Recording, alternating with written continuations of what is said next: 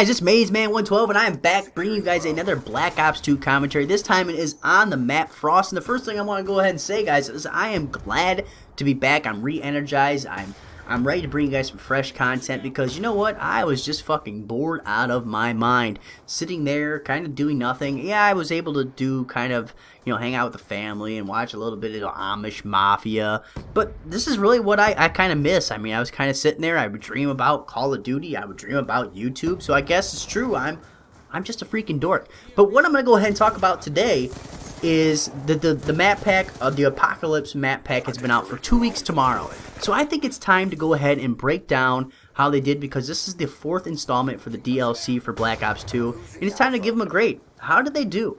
All the maps are out now, so what do you guys think? So I'm going to go ahead and break it down for you guys and give you some of my thoughts and feelings. The first thing I want to go ahead and say is I have to give them a pretty solid grade. I think they did really, really well. And I say this because they were able to make old new again. Now this is not something that's very easy, because as you guys all know, there's kind of that nostalgia factor that comes into play a lot of times, and things don't always hold up through time. You know, for example, games that you used to play when you were younger don't always play well when you're older. For example, one of my favorite games when I used to be was younger was 007. I go to play that game now and it is absolutely horrible. I can't move. But anyways, they were able to make it work, and what they did was they retextured a lot of old maps from Black Ops and kind of gave them a new look, a new feel, a couple new lines of sight, and made them replayable, and I absolutely love it.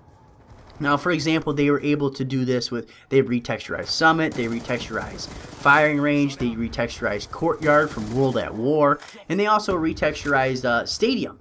And 2 of these are actually in this last map pack, and I wonder if this had to do something with kind of time constraints or anything like that, if it's easier to go ahead and just throw new textures on a map or not. But the reason why I really enjoy this is because you already know the map, you know the layout of the map, you know the spawns of the map, you know where all the traffic flow is going to be, so you don't have to relearn that. Because as we all know, when the new maps come out and they haven't been out for very long, everybody plays just a little bit different. The speed of the game is just a little bit awkward. The traffic is just a little bit awkward because everyone's still feeling out the map, not sure if there's a window over there or not. But when you already know the map, it's like everybody just jumps right into it, and it's like riding a bike, and I absolutely freaking love it. So I'm going to have to give them a pretty solid grade as far as giving that old school kind of feel to all the maps. It kind of feels like you're playing an older game. And I don't feel like any maps were just horrible. Every once in a while you'll get that where they throw in that map and you're just wondering, why are we playing this map? Why of all maps did they pick is it this one? This map is just absolutely horrible. And I don't think there was anything like that.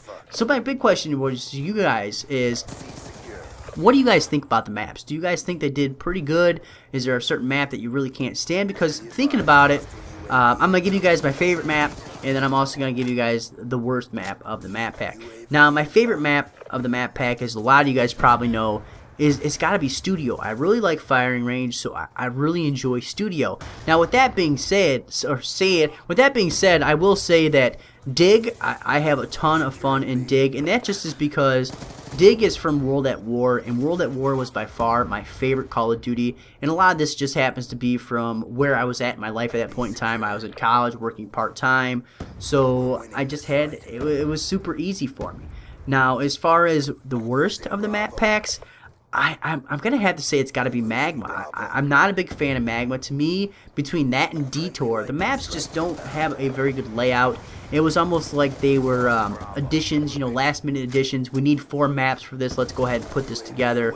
And that's kind of what they came out with.